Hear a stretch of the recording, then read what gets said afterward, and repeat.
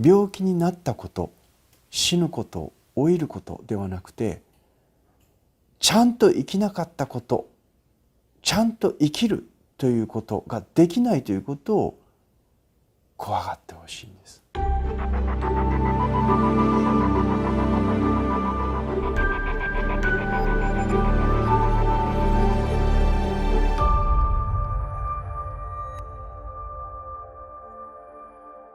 ペンネームゆきさん、48歳の女性からいただいたお悩みです。私は48歳の独身女性です。3年前に子宮がんを患いました。今のところ転移や再発はなく過ごしていますが、中程度の再発の可能性があり、未だ3ヶ月に1回の検査を病院でしています。今年になり、甲状腺疾患なども見つかり、免疫力の低下をさらに実感しました。体調も不安定な中で自分の体力、健康に全く自信が持てなくなり、職も離れてしまいました。無職の状態で家に引きこもったような状態です。十分な準備もしてこなかったために貯金も底をついてしまいました。自分を過信し、本当に甘く生きてきたと思います。当然なことですが、独身なので自分で働かなければお金が入ってきません。経済的にも苦しくなり、このままではいけないと、なんとか前を向いて仕事をしようと思っているのですが、病気が恐ろしいと同時に、こんな年齢のがん経験者などに仕事をいただけるのか、働かせていただけたとしても、再発転移をしたら迷惑をおかけする、病気のことは隠した方がいいのかなど、いろいろ答えの出ないことを考え込んでしまい、体がガチガチに固まってしまいます。どうしようもない不安に支配されてしまい、ハローワークに登録しましたが、仕事を探している間にまた病気へのどうしようもない不安に苛まれて就職へと結びつきません。精神的にも経済的にも自分の面倒を見られ、自立をしたい、少しでも貯蓄して最後には誰にも迷惑をかけないようにとしておきたいと思っています。どうか考えても仕方のない見えない恐怖や不安を振り払い、自信を持って前を向くためのアドバイスをいただけませんでしょうか。というお悩みです。この方の問題、怖がる必要はないことを怖がっている。そして怖がる必要があることを怖がってないっていうことなんですね。本当に怖いことが何かっていうことが分かってない。で、本当は怖くないことを怖がってらっしゃる。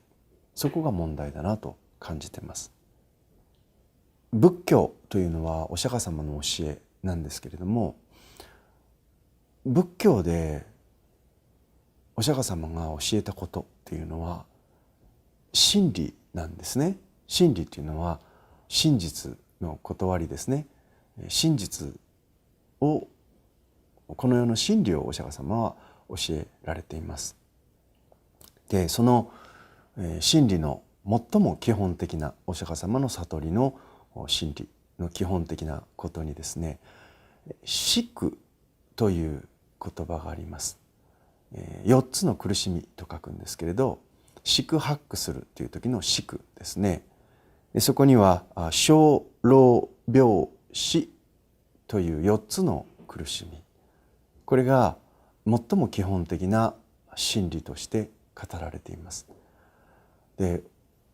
お釈迦様の教えではこうですっていう話をすると、時々ですね、いろんな考え方がある、人には考え方がそれぞれあるということをおっしゃる方があるんですが、お釈迦様の教えっていうのは人によって違うことではないんです。だから真理なんですけれど、どんな人にもどんなものにもどんな角度から反論しようが叶えようがない、反論しようがないということが真理なんです。例えばこの地球上でね、重力が働いているので、私たちが何か物を持っててポッと手を離せばそれが物が落ちますよね。それに対していや物は落ちない、それは物が地面に落ちないという工夫はいろいろなテクニックでできると思います。技術でできると思いますけど、実際自然の法則として真理、手は何か物を持っていて手を離せば法則として落ちる。それと同じようにお釈迦様が悟られた真理、の教えの中で最も基本的な真理、誰も反論しようがない真理として人間の実在、人間の姿、命の姿というものの基本的な最もベーシックな、学校で言ったら小学校1年生の最初教科書の最初に載っているような当たり前の真理、そこに死苦というものがある。これをぜひ押さえてください。その4つの苦しみですね。生老病死です。どういうことか。私たちはおぎゃーと生まれる、そして生きる、そのこと自体が苦なんですね。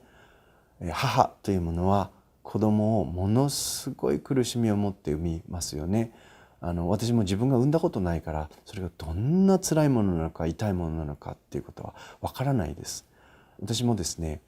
できるだけいろんな経験をしたい、人生の中で経験したいと思ってますけど、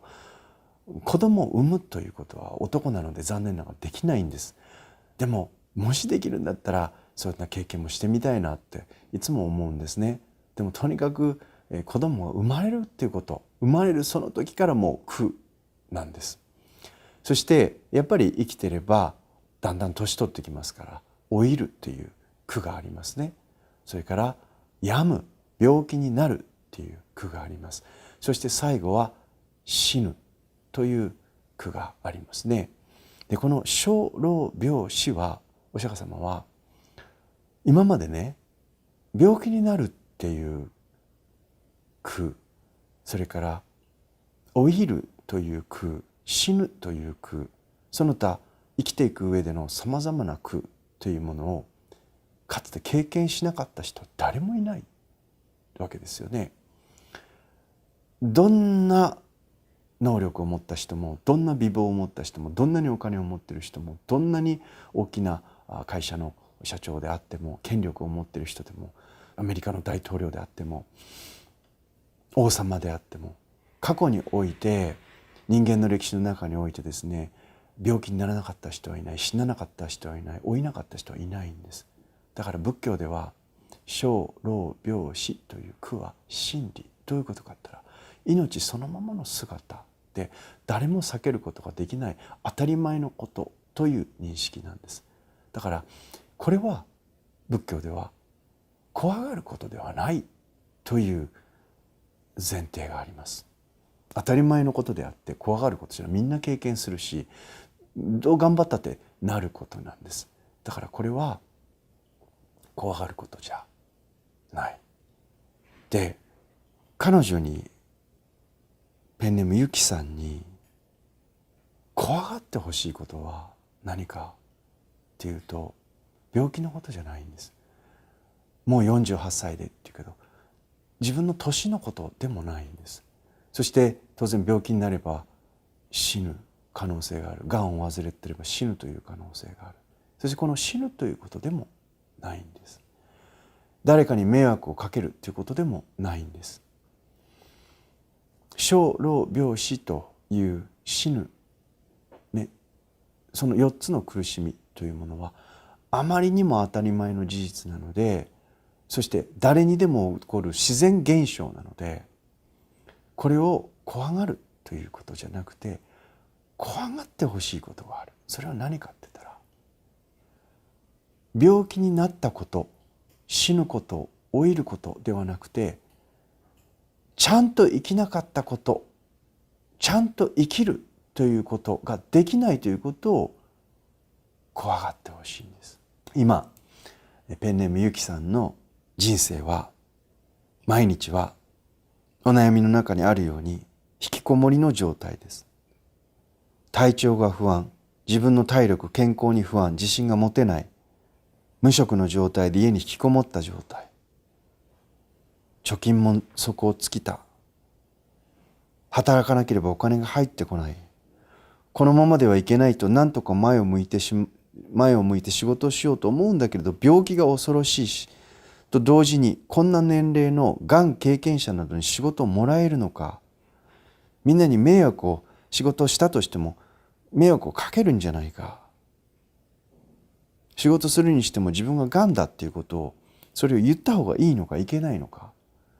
今ゆきさんはちゃんと生きてないんです。